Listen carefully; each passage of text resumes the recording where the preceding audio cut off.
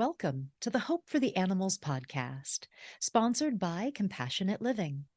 I'm your host, Hope Bohannick, and you can find all our past shows and more information by going to our website, hopefortheanimalspodcast.org. And you can also find us on Facebook and Instagram. All right, so for today's episode, we are going to have a second session of the Humane Hoax Book Club. This will be the final one.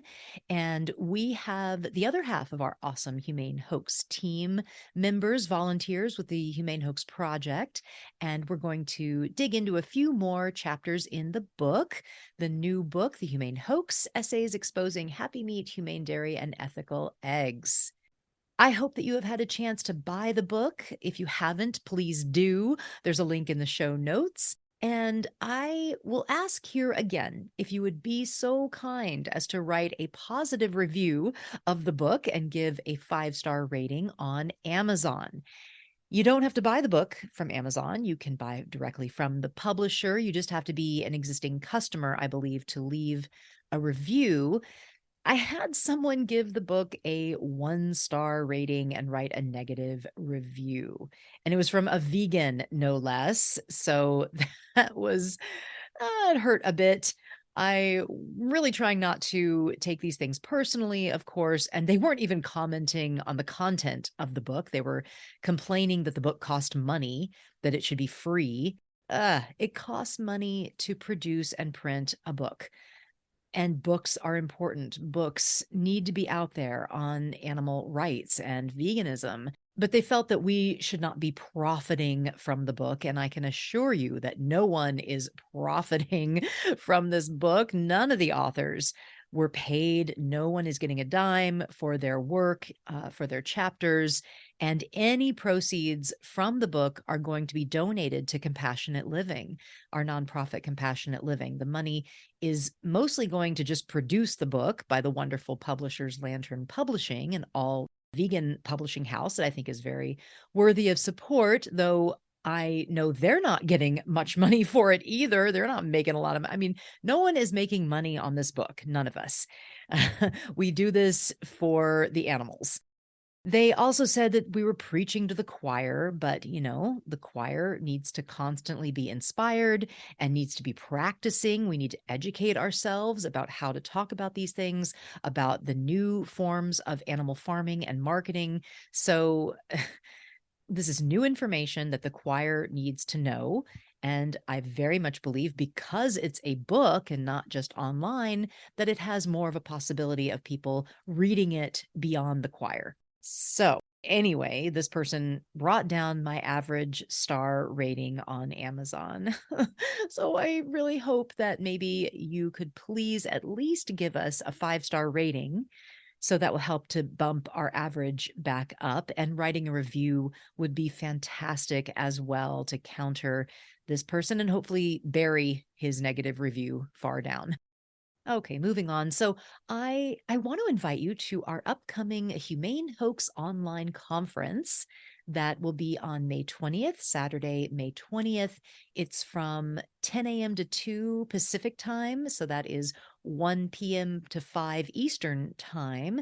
And we'll be featuring 5 of the authors from the book, plus me. I mean, I guess I'm an author too. So I'm hosting the thing. So 6 really total authors from the book. Karen Davis will be talking about her chapter called Humane Eggs and Happy Wings, a look behind the labels.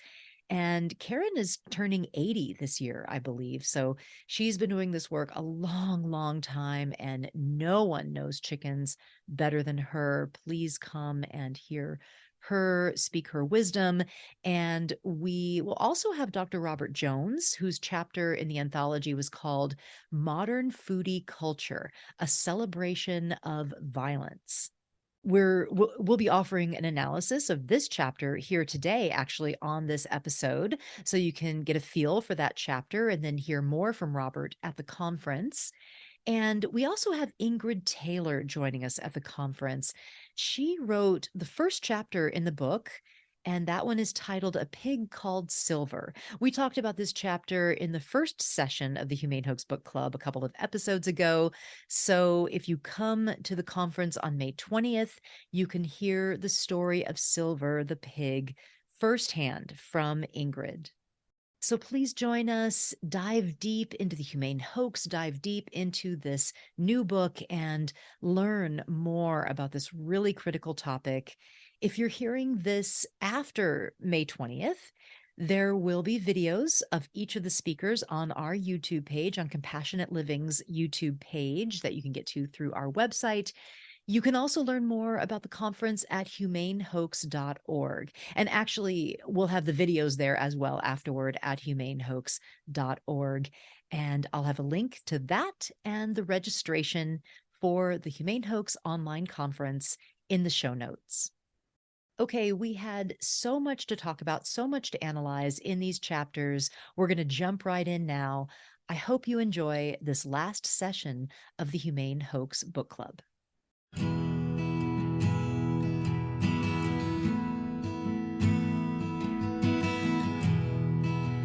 Okay, so today we are joined by two guests. We have Marian Erikson. Marian is a voiceover artist, animal rights activist, and podcaster. She created the Plant-Based Briefings podcast, where she curates and narrates a variety of articles about the many reasons to be vegan in short 10-minute daily episodes. And I love this podcast. You should check it out. She's also a volunteer with the Humane Hoax team. Welcome to the podcast, Marian. Thank you, Hope. Glad to be here. We're glad to have you. And we also have another member of our Humane Hoax team, Fireweed. She is an ecofeminist, artist, a grassroots activist committed to collective liberation. She is a speaker, published author, a former newspaper columnist, and a pirate radio show co-host. And we are so happy to have her too. Welcome, Fireweed. Thank you so much. All right. So we are going to now be having our second session of the Humane Hoax Book Club. The first one, we had the other half of the Humane Hoax team, Alistair Van Cleek and Sina Crutchley. They were on episode 78 a couple of episodes ago, and we're going to now continue that conversation about the new book, The Humane Hoax, with Marian and Fireweed. So we've selected a few chapters. We all decided on some chapters that we wanted to talk about, that we wanted to feature. But I want to start more broadly. Let's just get to know you two a little bit. And Marian, I know that you were actually fooled by the Humane Hoax before you went vegan. I wonder if you want to talk about that. We often ask the guests on this podcast when and why you went vegan. And I know that your story actually has to do with the Humane Hoax. So tell us about that. Sure, absolutely. I was duped, as I like to say. Oh, wow. I went vegetarian, I say, for the animals, in quotes, back in 99, but I never bothered to educate myself because I figured I was already doing my part. So I really didn't understand not only the horrors of the animal agriculture industry as it relates to flesh, but the whole time I was vegetarian, I never knew, of course, about dairy and eggs, but I made sure to buy the humanely raised free-range eggs, and I paid extra for them. Even my mother-in-law, whenever she came over with deviled eggs for a party, she told me, Marian, I got your humane eggs for you, because it was just known that that was important to me. Wow. But it was as important to me as it was, that I could buy them in a grocery store. Whenever I ate at a restaurant, I didn't care, obviously, because I wasn't able to make those choices. Yeah. But I ended up going back and forth and eating animals again after being vegetarian for about 10 years. And it was really because, as I said before, I didn't educate myself, so I didn't really understand the truth of what was going on. But I did some research beforehand, and I looked up, can you eat humanely, things like that. And I found a local farmer who advertised that she had free-range pigs and free-range chickens. Was this in North Carolina? This is in North Carolina. Uh-huh. And I literally called her up and told her that I'm vegetarian. I'm thinking about eating animals again. Can you explain to me how you raise your animals? And she told me that she used to be vegetarian as well. And now she raises her pigs. They have such a beautiful life. She even transports them for quote unquote processing, because if they've had such a wonderful life, she doesn't want them to have a terrible experience. So she explained to me that they have a nice drive. She's the driver, and that when they are killed, they don't know anything's coming. That was all I needed to know. I believed her. I didn't look up anything else, and I started eating animals again. Mm. I was completely duped. Were you eating just her meat, or no, just any meat? You kind of felt like, oh, well, if she's doing that, then probably everybody's doing better or something like that. Anybody with the right label, I Ah, believed. Yep. uh-huh. And I didn't look into it any further. I got the answer I wanted that justified my actions. Wow.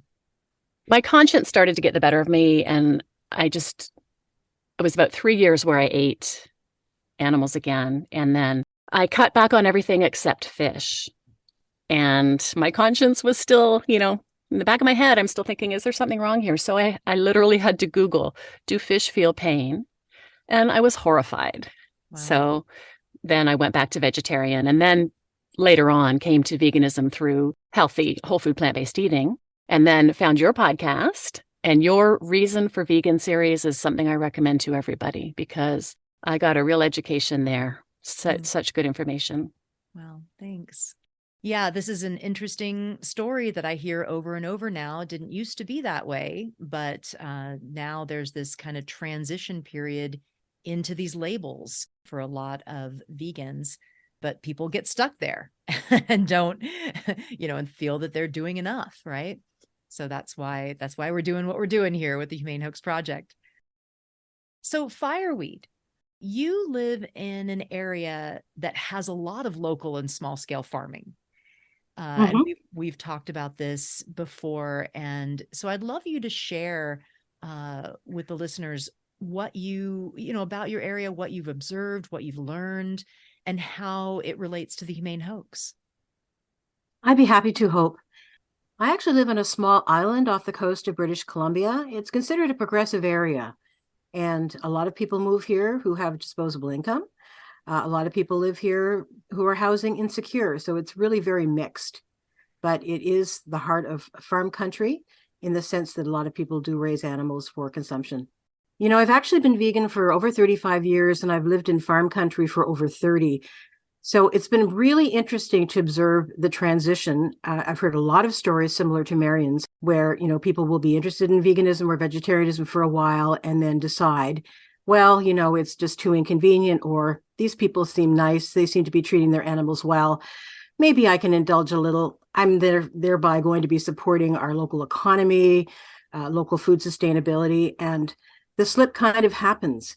And I've watched this over the decades now really erode vegan advocacy in my own community. I would say that there are more people raising animals for consumption or their reproductive byproducts, if you will, eggs predominantly, than there were 30 years ago when I first moved to this rural community.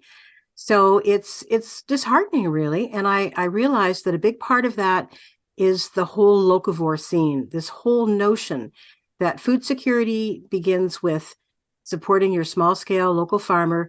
And along with that sense that you're doing the right thing environmentally and you're being a responsible environmental citizen, if you will, by, eating what's raised within your region, even though we know that it's really what you eat, not food miles, that impacts the most greatly on GHG emissions, for example. And a lot of people are talking about this with a more climate conscious awareness.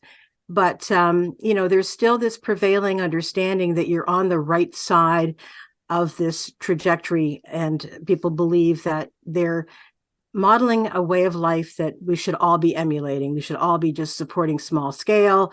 This way we're avoiding, propping up the big industrial animal ag complexes.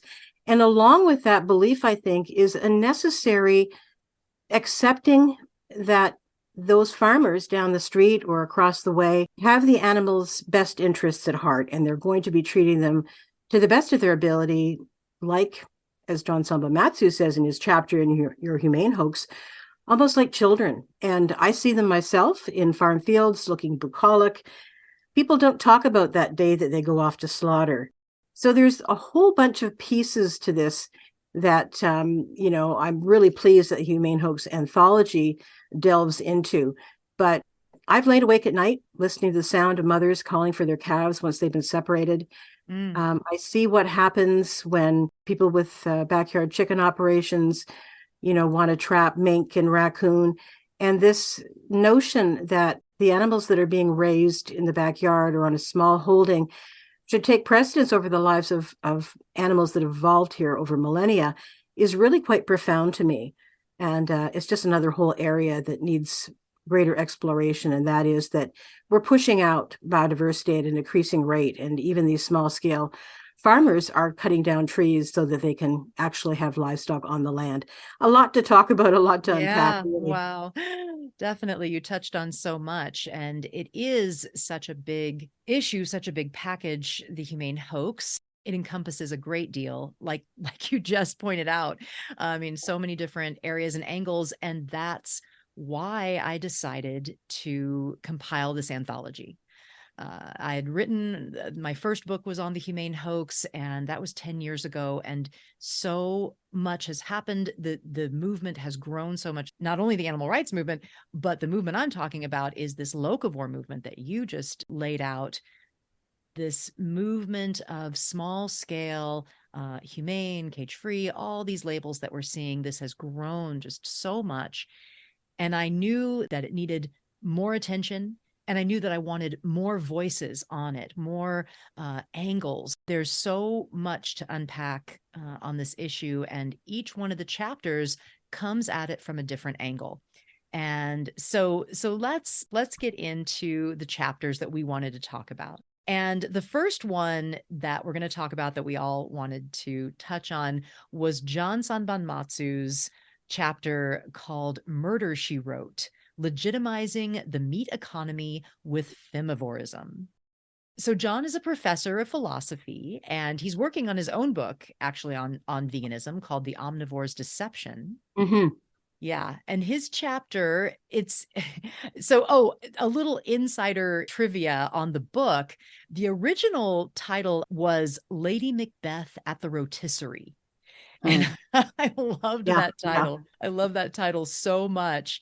But we decided to go with Murder, She Wrote, that he came up with as well, because it was just much more apt for the subject matter. Mm-hmm, mm-hmm. I think I could easily say that this is probably the most entertaining chapter of the whole book. He really digs into some interesting psychology, right? Mm-hmm. I would say that this one chapter's worth buying the whole book for, really. I would agree. I would too. This was fascinating. I learned so much. Yeah. So the femivore, let's just define what that is, what he's talking about. So it's this new phenomenon of women who have left corporate jobs and city life, and they've bought a farm, and they're breeding and killing animals in some form of like attempted equality with male dominated spaces of farming and hunting, right? This kind of new neo-feminism. Then they write about it and sell books, sell memoirs about their experience. And it's this whole genre of nonfiction literature now. And just to give you a taste of the chapter, I'm going to read this quote that he kind of opens with. It's in the very beginning of the chapter. For today's femivores, as the New York Times has dubbed the scores of women who have flocked to farming, hunting, and butchery as a way of achieving a sense of empowerment, nothing could be more repugnant than the musty feminism of their predecessors, with its specter of an angry activist clutching her dog-eared vegetarian moosewood cookbook as tightly as she clung to her millenarian fervor. These post-feminists don't want to unseat patriarchy. They want a seat at the table. They want to lean in, and they want their grass-fed steaks lean too. It's just so good. If the feminist slogan of the 1970s was that a woman needed a man the way a fish needed a bicycle, the message of femivorism is that today's liberated woman needs only a butcher's knife killing cone, or hunting rifle. It's so good and goes on and on with really, really entertaining writing, really fascinating stuff too, this kind of femivorism. So who would like to pick it up here? Who wants to talk about John's chapter? What did you think? Fireweed? Well, I'd be happy to jump in here because this chapter was, I would agree that it's entertaining, but it was also, really alarming to me.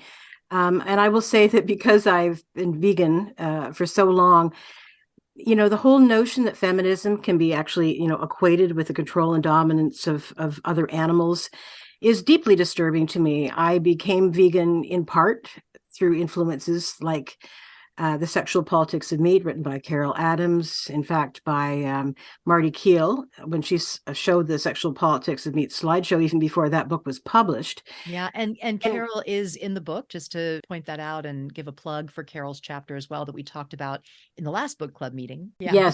Yes, exactly. And so I take it personally. I really have to say I take it personally, this notion that we are now backsliding.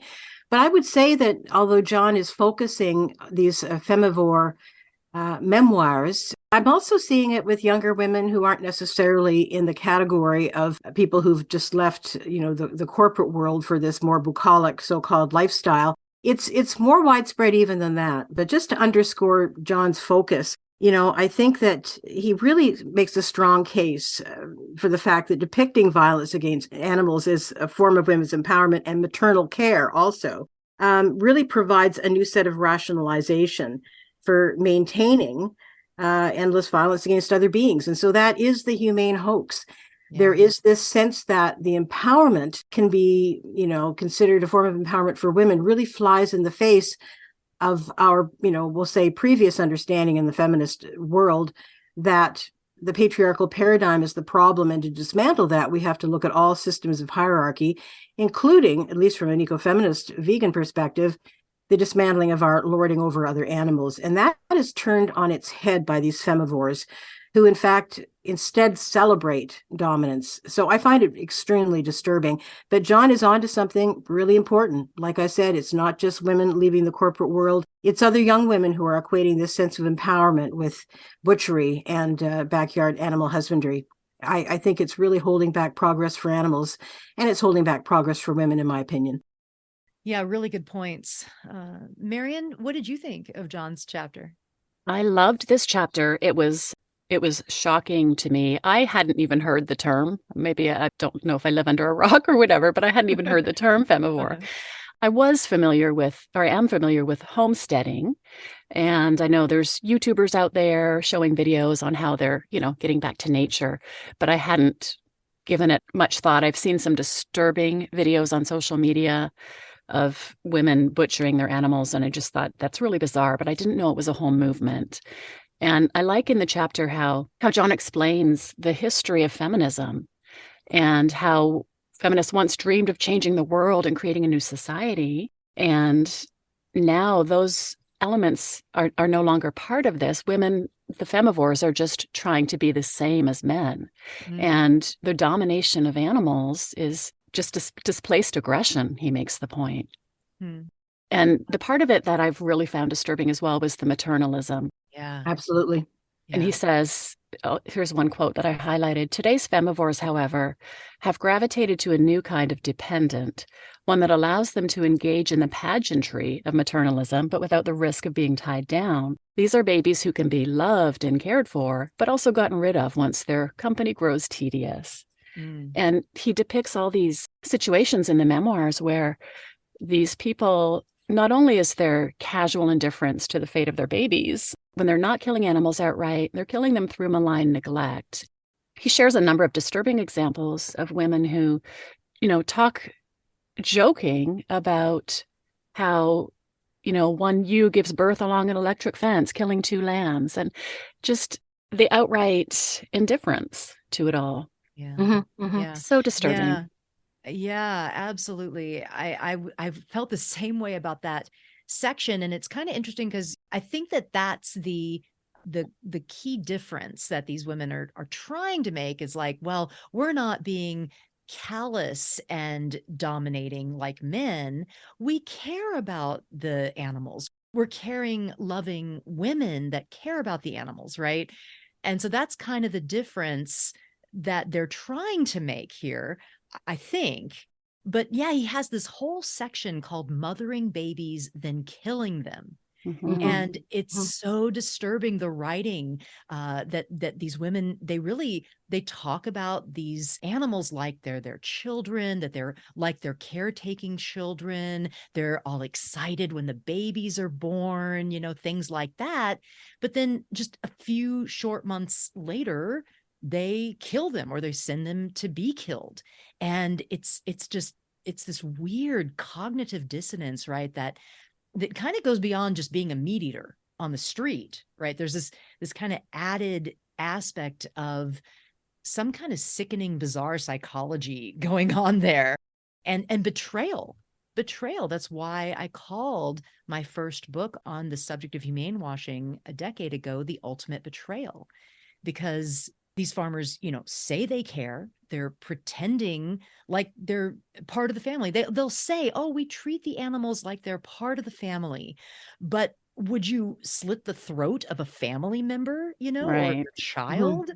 Yeah. Ah, I absolutely agree. And I think it's such a profound disconnect. And the fact that these are memoirs, of course, means that, John is highlighting the use of the language to describe. And as you said, Marian, there's a sense of sort of detachment communicated through the use of humor, mocking animals, etc. But I think John makes a really interesting observation about how, in a way, these women are using animals almost as surrogate mothers. They're able to have their cake and eat it too, if you will, whereas mothering in the past would have been tied to a sense of women being bound to the home and really truncating what potential, quote unquote, they have to live a life outside the home, that these women somehow seem to have circumvented that so that they can sort of borrow, as you mentioned in that passage, Marian, that was very profound. They can both, experience what it is to be in a motherly role, but cast that off the moment it's inconvenient. And so this notion of husbandry, which as ecofeminists we've, discussed over decades now, as indicative of control and domination of female reproduction, seems to have been lost on these women. They have gravitated into those patriarchal roles, taking over the control of the reproductive capacities of the animals under their care. But as you say, Hope, it is that ultimate betrayal that is probably the most disturbing aspect of this, because we know it's not necessary. In this case, these are almost hobby farmers looking to, quote unquote, find themselves in this new role of having power over others. Maybe having coming out of relationships where they lacked power, or jobs that they got bored with or felt that they had no control in, and they are then sort of through an act of lateral violence, moving the control of others into this realm of life on the farm and giving it this romantic hue. But again, as I said earlier, I think that the most fascinating aspect of this phenomenon is the fact that it lends license to the myth that it is sustainable. It is, in fact, to consider it a form of empowerment, an even desirable way to live in relationship to animals. And of course, we're here to subvert that paradigm. And I think John does a very good job in helping move that agenda along, the agenda of being anti-oppression overall, because this is not empowerment. This is more patriarchy, and it is more of what is killing our planet. Exactly. yeah, really well said. When I first started reading this chapter, I wondered, why can't these corporate women escape to the farm and do plant farming? But John answered my question. He made the point that domination of animals keeps them from sinking into traditional domesticity, and it gives them a feeling of power. Like they get to, Fireweed, you said they get to have their cake and eat it too. John said they get to, quote, exhibit traditional caring behavior while at the same time demonstrating the toughness and ruthlessness we stereotypically associate with men. And that gives them the feeling of power. Yep. Wow, a lot to unpack there. Yeah, but we probably should move on to another chapter. Does anyone have any final thoughts?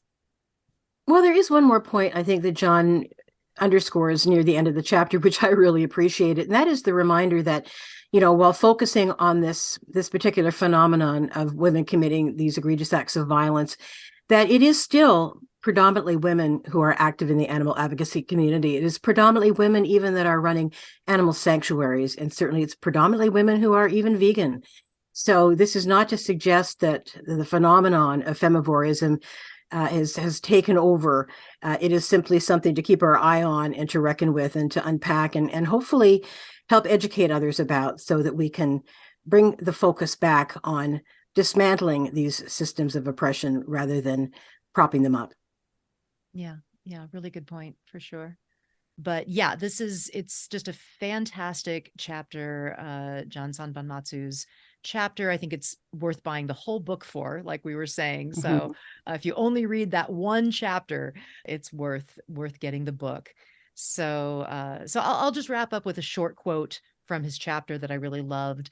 By blurring the lines between caring for animals and killing them, Femivorism is reshaping cultural narratives around animals, gender, and domination. Really, really fascinating. Okay, so let's move on to the second chapter that we wanted to talk about. This chapter was written by Devata Nar, and it's called Corrupting the Language of Animal Welfare. Devata writes for Sentient Media and is on their editorial team. And there's some chapters in the book, just a few, that I think really kind of stand alone. Like you could read just the one chapter and get a fairly complete analysis of the humane hoax. And I think Devata's chapter is like that. She does a really great job of focusing in on the language that we use around animals, the cognitive dissonance around language around animals. And I thought it was really just a comprehensive chapter. And rereading her chapter, she mentions a study that found that consumers are willing to pay up to $5 more per entree in restaurants, like $5 more for an entree in a restaurant that has a welfare certified label, right? Or some kind of welfare certification. And I thought that was really fascinating. And that the label certified animal welfare approved, that label's been shown to have the single highest impact on consumer purchasing of any food label. And just that's really amazing to me, because I mean, the label means so little. Unfortunately, the animals still live horrible lives under that label, but it's just shocking that's such an important label to people, more than organic, at least from this one study. It shows that people care. People do care. They are seeking out these labels because they don't want animals to be hurt. They don't want animals to suffer. And that's why this work is so critical. We need to expose these lies, show people the truth. And I just really love Devata's kind of breaking down the language issue. What did others think about Devata's chapter? Marian, do you want to start us off? Sure, yeah. I thought it was a great overview chapter of the whole issue as well, Hope. And I was also surprised by that study. I think she also mentioned that survey respondents were willing to pay 30 to 50% more for eggs and poultry, which was me. I used to buy those eggs and I felt good paying extra, But it also made me realize it angers me even more in a way. People are paying more money thinking that they're making a difference when it's really just lining the pockets of animal ag. Yeah. I have a quote from the beginning of her chapter that I thought was powerful. She said, "The crafty use of language in the stories we tell ourselves that allow us to fawn over an animal at the zoo and still be able to consume another animal a few moments later for lunch without raising too many existential qualms." Yeah. And that's exactly what the humane hoax is about, the stories we tell ourselves to make ourselves feel better. Yeah, that compartmentalization of animals into categories, right? Like pet, wild animal, food animal. Exactly. Yeah, and language shapes that speciesist language. Yeah. Yeah. Fireweed, what did you think about Devata's chapter? It was another really powerful chapter. I have to say this exploration of language is just fascinating. And, I think she really hit the nail on the head, focusing on how much language is used to kind of muddy the waters. That is, of course, the crux of the humane hoax. and that the language of marketing really exploits what she describes as a gray area.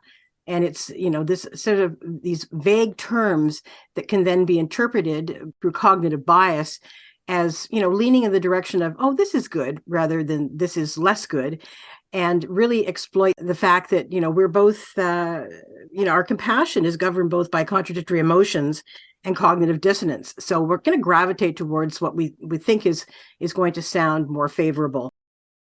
One other example that she had that I noted, she said, "We express outrage and dismay at the 3 billion animals killed by the wildfires of 2020, while calmly accepting as inevitable that over 3 billion land and aquatic animals are slaughtered every day for human consumption. It's because our language has objectified them that we just don't even give it a thought." Yeah. Mm-hmm, mm-hmm. Yeah, that was fascinating. I actually pulled that quote too, just because it's like, wow, yeah, the context and language is so important. Mm-hmm. And, when we've got the media paying attention to, a sensationalized situation with 3 billion animals killed in the wildfires, suddenly everyone is concerned and everyone cares.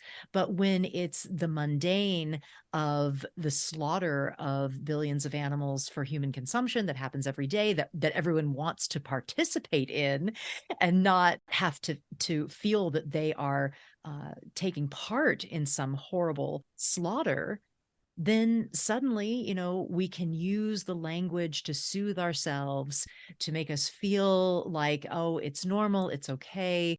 These are just food animals. They don't matter as much, right? Mm-hmm. And this whole interrogation of what she refers to as double speak, really underscores, how much of a sales pitch it is. I like that she used an example of centering animals in nature as necessary. And the existing paradigm that doublespeak really props up is the notion that animals are important, but only insofar as they can serve our needs, rather than that we are a part of the ecosystem enmeshed with other animals and should be, observing our relationships, practicing our relationships on an equal footing of respect. And that is something that I hadn't really thought about in the same way, how the language of the humane hoax and doublespeak really sort of distracts us from a different way of relating. So we need to really use the counter narrative of veganism, of course, which is one of respect, as an appropriate response to what the author refers to as destructive discourse. Yeah, so Devata's chapter was really great. I think we'll wrap it up here. I have a couple of other quotes I pulled, though. There were so many great quotes from her piece. So I'll just end with this quote: "Redefining terms to imply that humane treatment of animals is possible within a framework of animal agriculture, known as humane washing, has been instrumental in providing the discourse necessary for the continued exploitation and abuse of animals." And it's true. That's what humane washing is. It's a way for them to continue the use, abuse, and killing of animals, even when the industry is being exposed. So, yeah, really great stuff. Fascinating article. Yeah. Mm-hmm. Yeah. All right, so let's move on to another chapter now. We wanted to talk about Robert Jones's chapter. Robert Jones is a professor of philosophy, got his PhD at Stanford, and his chapter is called Modern Foodie Culture: A Celebration of Violence. And I think that the overall theme of this chapter, while of course he's talking about foodie culture, I think really the kind of more overarching theme is speciesism and our human superiority complex over animals. And Robert's definitely a philosopher. He does a real interesting deep dive examination of foodie culture, and he breaks down foodie culture into 4 categories, or moral belief states, as he calls them, from kind of the least morally objectionable to the most morally or ethically condemning.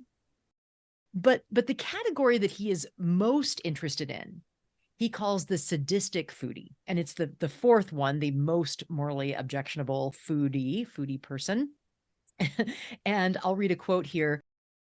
Particularly for sadistic foodies, the pursuit of new food experiences is best interpreted as an artifact of affluence, and in many ways is ultimately about power, prestige, and privilege. Power over the animal, the food producers, the servers, etc. Prestige with other foodies and aspiring foodies, and the privilege to afford and seek out novel and exotic food and drink. And he goes on here to give numerous examples of gruesome killing and cooking descriptions that are meant to be, gourmet and high end and exotic. But what the sense that I got is it really desensitizes us to animal suffering. That's what these foodie descriptions were kind of doing, really desensitizing the animal and reducing the animal to just a food experience, like a pleasurable, exotic experience. And the animal is kind of erased. Their considerations are diminished. They're unimportant because the human experience is so important and pleasurable, right? So what did you all think about Robert's chapter? Fireweed, do you want to get us started? Sure. Yeah, no, I was really fascinated by how he broke down these various levels of foodieism, from the seemingly benign, the pleasure seeker, to the sadistic foodie. And what struck me was how he arrived at the question in his own mind, how much of a difference is there really between those seeking to dominate others at a sadistic level and those that are sort of just on the edge of the experience and pushing the envelope. And he did use some incredibly disturbing examples of how people do pursue pleasure through food, including, consuming animals in a near raw state that actually will elicit even a greater willingness of the consumer to fork over more money to elevate that experience, and how much that removes one from the reality that they are consuming a living being. Yeah, Marian, what did you think? I was fascinated by this chapter because foodie culture is something I've never paid much attention to. And the quote that you referenced, it was interesting to think about it as being about power, prestige, and privilege.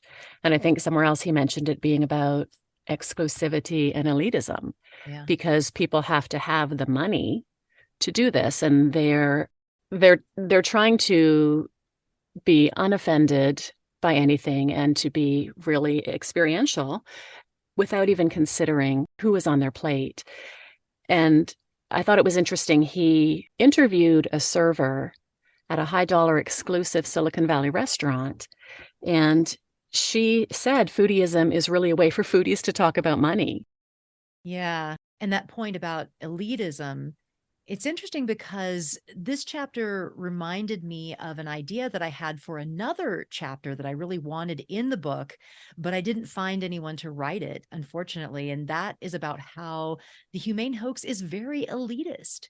These products cost more, all these labels, these humane labels, anything with a sustainable or humane label, it costs more. It's harder to find. You have to seek it out, and it makes it so that to be kind, it's kind of unfair. You have to have a degree of privilege to be able to be kind or be humane, the ability to travel further, have extra money to purchase these humanely labeled products. And foodie culture is kind of similar to that, very exclusive and privileged, right?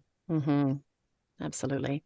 He did tie it directly to the humane hoax when he mentioned compassionate carnivore foodies, Mm. saying that there are some foodies becoming concerned about the moral consequences, and they have a sentimental nostalgia, he called it, for a time when a majority of Europeans and Americans were farmers and craftspersons. And that is directly feeding the humane hoax because people are looking for this alternative food movement now. Yeah, the back to the land and Mm-hmm. homesteading. Yeah, absolutely. That is absolutely central to the whole locavore movement. There is this romanticization. And I would say that, Michael Pollan has fed into that in a big way, as has, Barbara Kingsolver and other authors. Most important probably for me in this chapter was how Robert reminds us that the personal choice rationalization is really bogus. Mhm. Because, Yeah. we're talking here about power and privilege, the classism involved, the elitism involved in being able to pursue foodie culture, particularly the sadistic foodie culture. There's almost no discussion about it because our food choices are seen as so profoundly personal.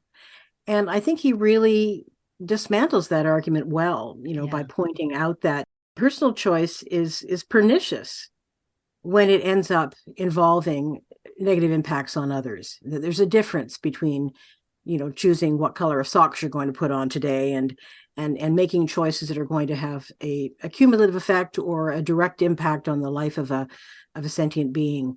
So I thought that was a really great way to sort of underscore the need to question what it is to just eat whatever you want whenever you want it. Yeah, the personal choice argument is really interesting to me, and he really does an excellent job of unpacking it. Yeah, well, we probably should kind of wrap up Robert's chapter so we can move on. Are there any final thoughts on I this did one? have one other thought. Yeah, Marian. This was the first chapter I read because, one of the beauties of this anthology is you can just flip around and see what interests you. You don't Mm-hmm. have Yeah, to read them in order. yeah. So this topic of foodieism interested me, and this was where I first heard about DIY butchers. I had never heard of that, but he talks about it as being part of this alternative food movement for the compassionate carnivore foodies. And he says, these DIY butchers are in this alternative food movement are trying to forge a connection to their food by involving themselves in every step, including slaughter.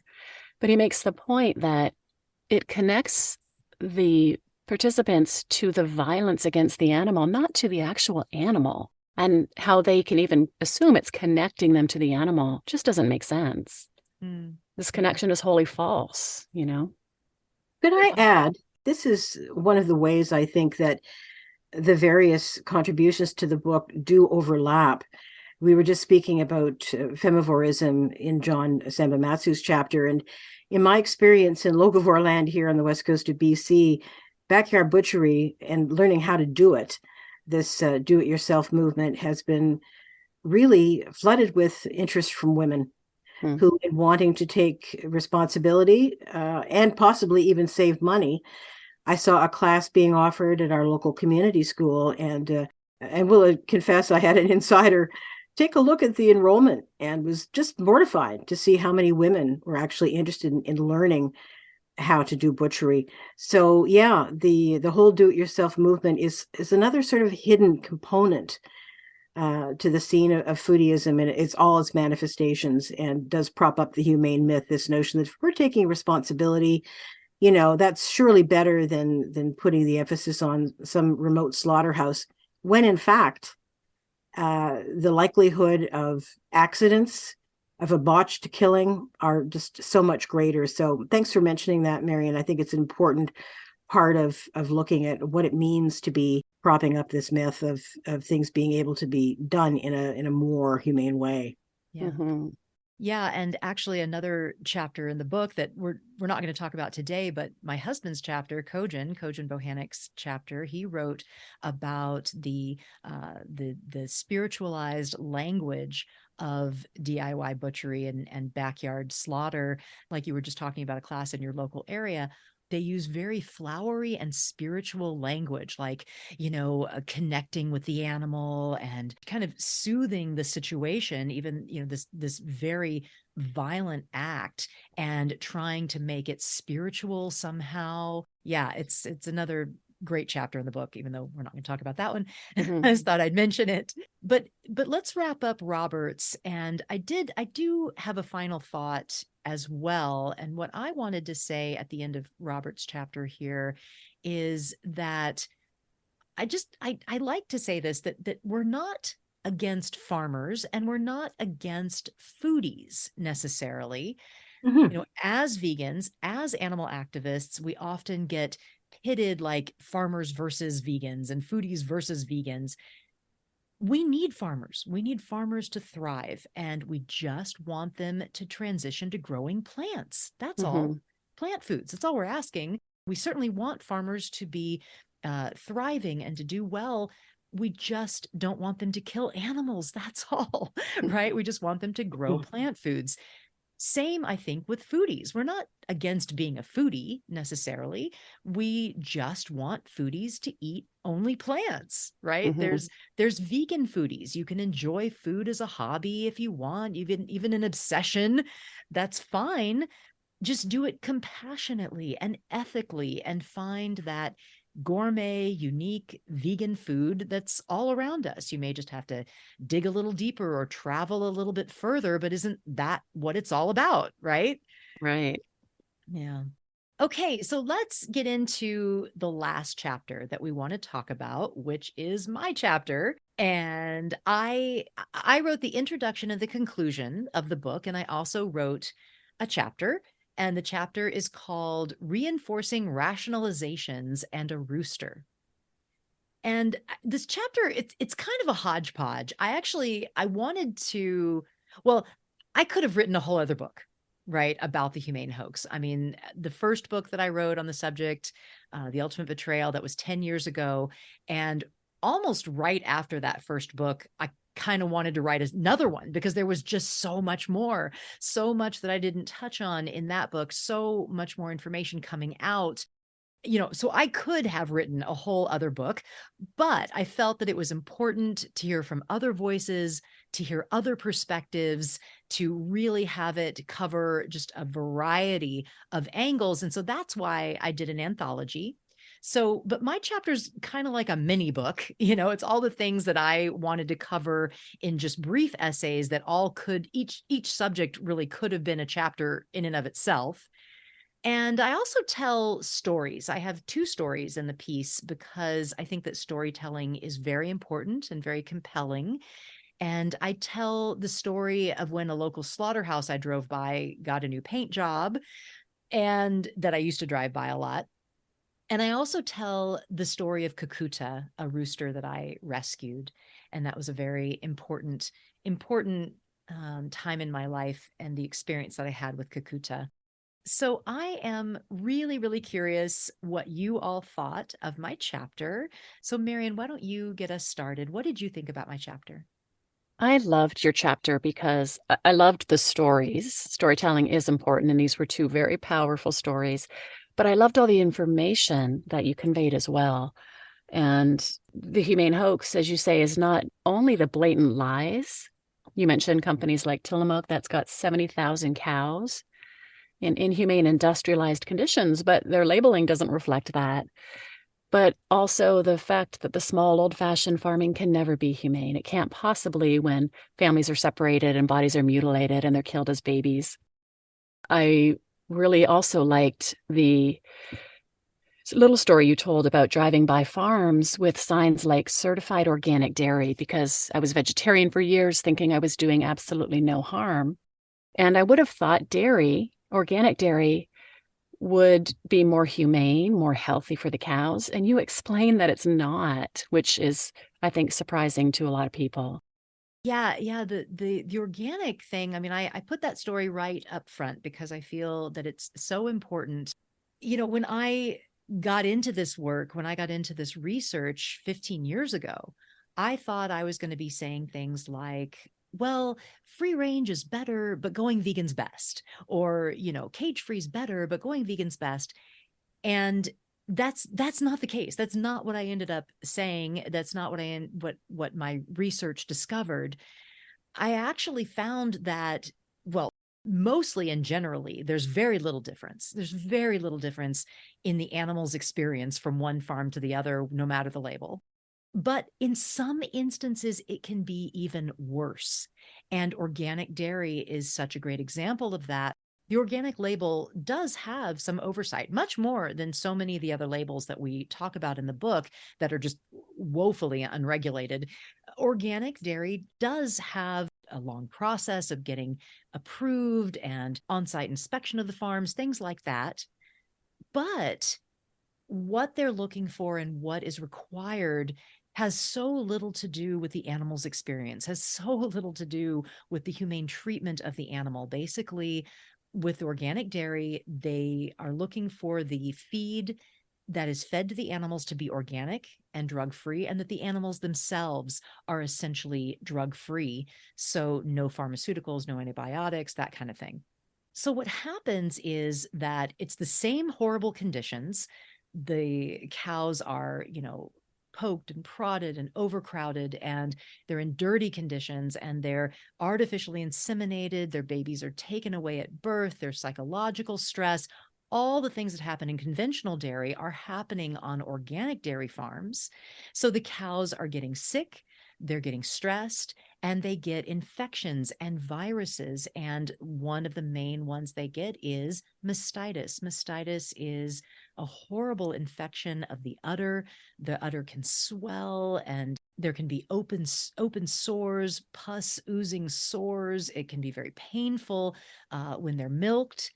And what happens in conventional farming is that they give these cows antibiotics, pharmaceuticals that reduces the chance of them getting mastitis. And if they are showing signs of mastitis, then they get the medications that they need to have the infection cleared up. Well, guess what?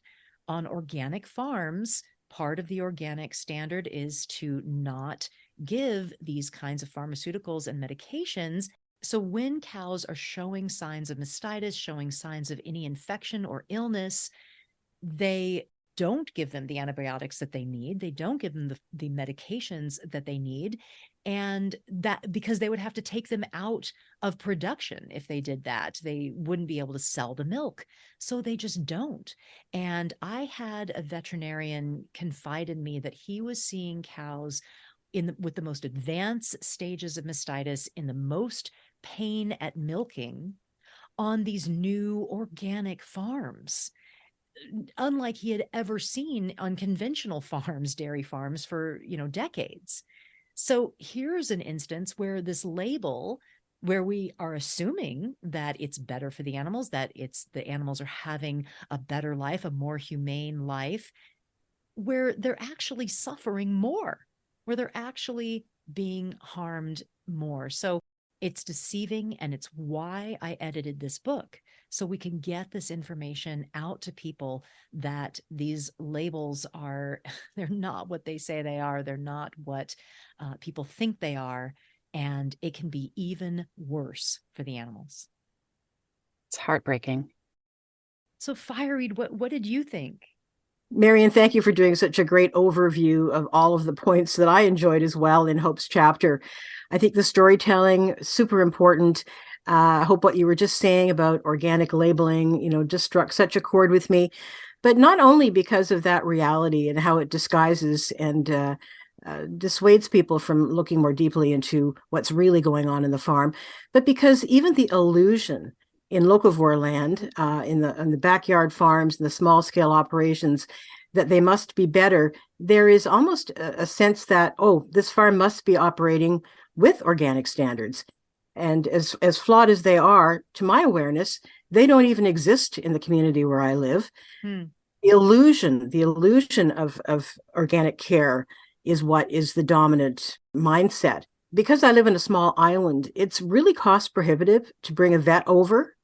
People are, if they're dealing with an injured animal, a sick animal, and this was told to me by a local farmer one time, he would prefer to administer medicine himself. And it's just not worth their while to apply for organic certification. It's very labor intensive, and it prohibits the kinds of actions that would save farmers money. So, even where organic standards don't exist, there is the illusion that small scale means better care. Now, I've also seen animals going off to slaughter on our ferry. The look of terror in their eyes, you never forget it. The reality that the dairy industry relies on separating mothers from their calves is such an important part of understanding the humane myth. How can anything, no matter how it's labeled, organic, grass-fed, free range, be humane when the separation of mother and infant is at the base of our being able to exploit that body, exploit that mother? So regardless of the label, I think it's important that we remember the individual who's being affected. So I really appreciated your story about the rooster that you rescued. And I wonder, rather than relay that myself, if you wouldn't mind sharing with our listeners, because I think that's really fundamental to our activism, and that is recognizing personhood. Yeah. Yeah, Kakuta, that story, rescuing Kakuta, it was such an amazing experience. It really, I mean, I know it sounds cliche, but it changed my life. It really did. I've rescued a lot of animals, actually. There seems to often be animals in distress in my presence when I'm out in the world. And my husband and I, Kojin, we did a podcast fairly recently, I think it was about a year ago, about all the rescues that we've done together in the world of wild animals and domestic animals and all kinds of animals that seem to be in need in our presence. But this particular one was different because usually I'm rescuing an animal, and then right when that situation is over, the animal goes to someone else for care. Like I take the animal to a sanctuary or to a vet, or it's a wild animal and they are, out of the bad situation or whatever it is. But with Kakuta, it was all on me. I couldn't find anyone else to help. It was Easter weekend, and I ended up with a rooster in my car, and then in my tiny cottage in with severe injuries and in need of some major care. And we named him Kakuta. Kakuta means rooster in Sanskrit. It was such an interesting experience. I have never ever had that kind of caregiving experience that I know so many people in sanctuary work have every day for numerous animals. Even though I have been advocating for animals and speaking out for roosters and all farmed animals for 30 years, I had never had that experience of having one of these animals in my care on the brink of death and having to nurse them back to health. It was such a powerful experience. It was this new level of, I call it a new level of love. And I actually dedicated the book to Kakuta, and I said, and I thanked him for helping me to experience this new level of love, because it was this feeling of protection. And like I would do anything to keep him alive, to have him not die. And it was really profound. It made me realize what little persons they are, that they are persons, that they are individual persons with life that is so precious. I go into much more detail about his story in the book, but it was just really a beautiful, beautiful experience. Hope, thank you so much for sharing that story. I want to interject just very quickly to contrast the reality of living in an area of small scale backyard farms where roosters are, abundant, shall we say, and they are cast off so frequently. I was looking after a farmstead here a few years ago now, and one of the birds was ill, and I asked the farmer, what I should do, what preparations I should make, who to contact. And again, as I've implied, we don't actually have a local vet. They said, well, they may not make it while we're away. Just toss the body on the compost. Oh, So I wanted to contrast wow. that experience with your own story, because I think that therein lies the crux. How do we regard other animals as persons? Are they objects that are simply here to serve us? And if they don't, they're cast off? Or do their lives matter? So thank you very much for your care and compassion. Such a beautiful story. And I love that you dedicated the book to him. Yeah. Sweet little guy. Yeah. What else about my chapter? Did anyone have anything else? Fireweed, did you have something? I think you made a really important point underscoring the term factory farming as a part of the problem that we have with language that props up the humane hoax hope. And I wondered if you wouldn't mind expanding on that thought. Why shouldn't activists be using the term factory farming in our advocacy? Yeah, this is a tough one, I think, for a lot of people, a lot of vegan activists to swallow, because we are so wedded to this term factory farming, and rightly so. It's done its job. It's been a really, really powerful term. I mean, it has really exposed animal agriculture for the machine that it is, the impersonal, unconscious, horrible entity that treats animals like machines. And so this term factory farming, it's really been powerful. And, we've been using this for years now, stop factory farming. But what's happened is, as this industry shift is happening, as the shift to more humane labeling, more small scale, all of these narratives, now actually everyone seems to be able to get on board with attacking factory farming, including the industry itself, right? They are using this. They're able to say, yeah, no, we're not factory farmed. I even saw a pork producer use on their website, we're not factory farmed, buy our pork. Oh my goodness. So so unfortunately now there is this dichotomy. There's a split. There's factory farming on the one side, which is industrial and big and problematic, and everybody's against it. But then on the other side, there's an alternative. There's cage free, there's free range, there's buying your meat at Whole Foods, there's going to the farmer's market for your salmon, and it's not seen as factory farming. So we have to be really careful, I think, when we're using this term, when we're saying stop factory farming, we're not necessarily saying anymore stop animal farming or go vegan, right? We're just pushing these alternatives that the industry is. I mean, we're just basically becoming a mouthpiece for the industry now, because everyone's against factory farming. Oh, yes, we can all get on board that factory farming's bad. So buy the alternative, buy humane, buy cage free. We don't have to go to extremes, the extremes of veganism. And that's another thing that I talk about in the chapter. So we've got to be very careful. And so what do we say? Often I'm asked, okay, so then what can we say? We have to be clear that all animal farming is abusive. All animal agriculture, harms animals. So just using the terms animal agriculture, animal agribusiness, and saying all, that is what we need to start saying now, so that it's clear that we're including all these small scale and humane labels in with what we're talking about. And necessarily so, because any kind of purchase of animal products is propping up the larger dominant paradigm. And this, I think, is the illusion. People think that they've been offered an alternative that is going to destroy those corporate behemoths, when in fact it's actually reinforcing them. We've certainly discussed already today how it can be actually quite elitist to pursue food that is raised in a way that people are actually willing to pay more for, to assuage their guilt, to assuage their conscience and their concerns about environmental impacts and so-called humane treatment. But the reality is, as long as there is demand for animal products, there will always be a cheap supply available somewhere. So we are simply reinforcing even those types of food production systems that we say that we're against. We're propping them up. And a lot of these companies, of course, they're laughing all the way to the bank. Let's put it that way. They're not interested necessarily even in reducing the amount of animals they exploit.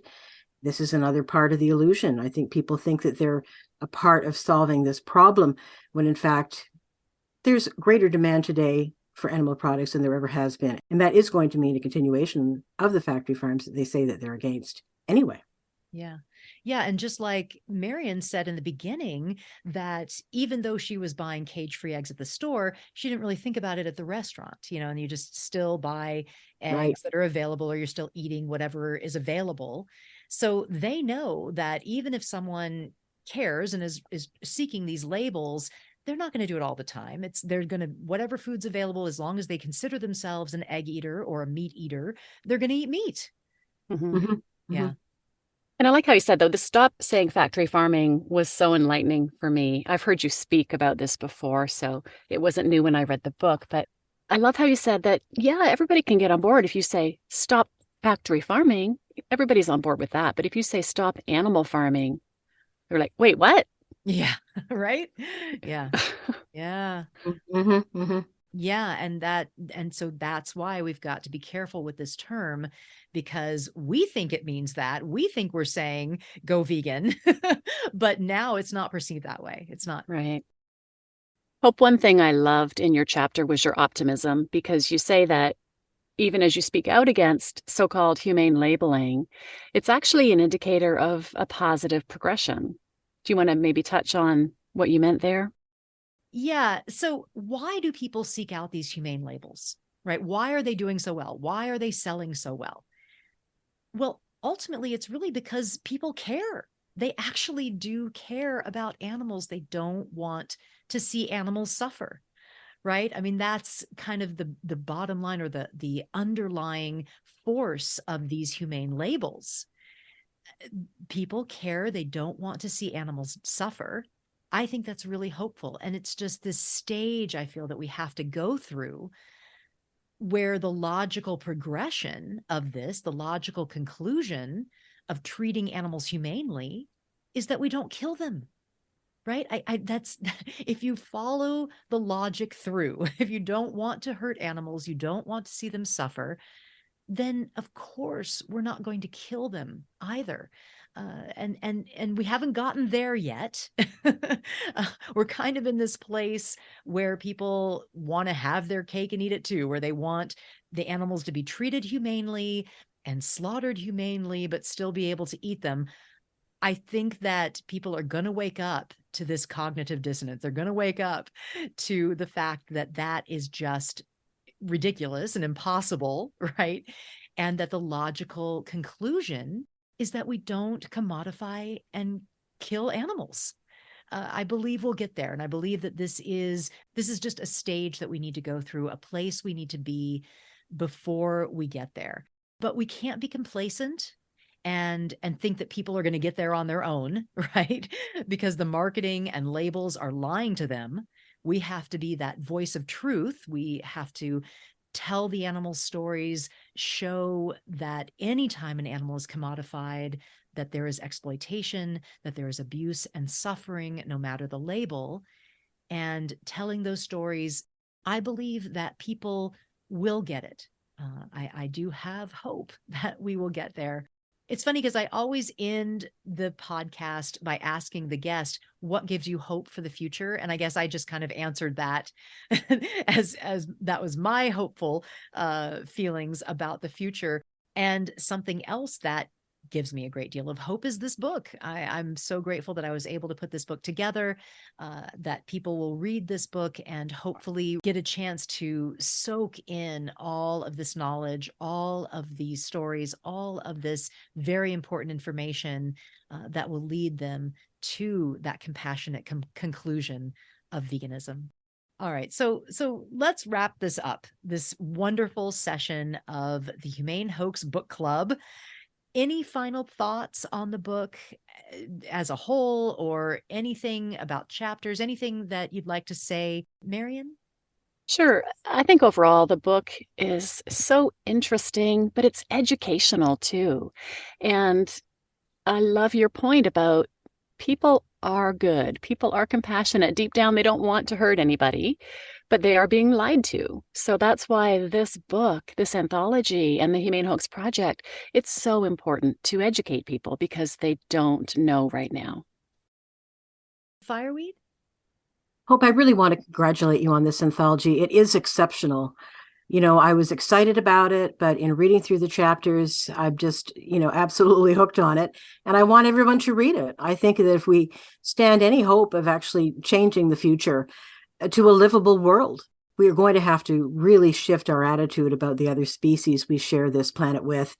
And the Humane Hoax is going to go a great way towards helping people reconsider their food choices, their lifestyle choices, and wherever possible, choose a truly humane way to live, and that is without animal exploitation. Well, thank you both so much for being on. I mean, this was really, really a wonderful discussion. I think we all had such great takes on these chapters. So thank you both. I enjoyed every minute. Take Bye. care. Bye. Bye. Thank you for listening to the Hope for the Animals podcast, sponsored by Compassionate Living. So next episode will be our last episode focused on the book. We will have author Lisa Barca joining us. She wrote a chapter on how the media portrays the humane hoax and humane washing, which is really fascinating. We're going to dig into that. And she also co-wrote one of the chapters with Sailesh Rao called The Ethical Vegetarian Myth. So we're going to really dive into her contributions to the book on the next episode. Please buy the book, buy one for a friend, write a review on Amazon, Give us a rating on Amazon. Please, please, please help spread the word however you can. And remember to join us on Saturday, May 20th for the Humane Hoax Online Conference.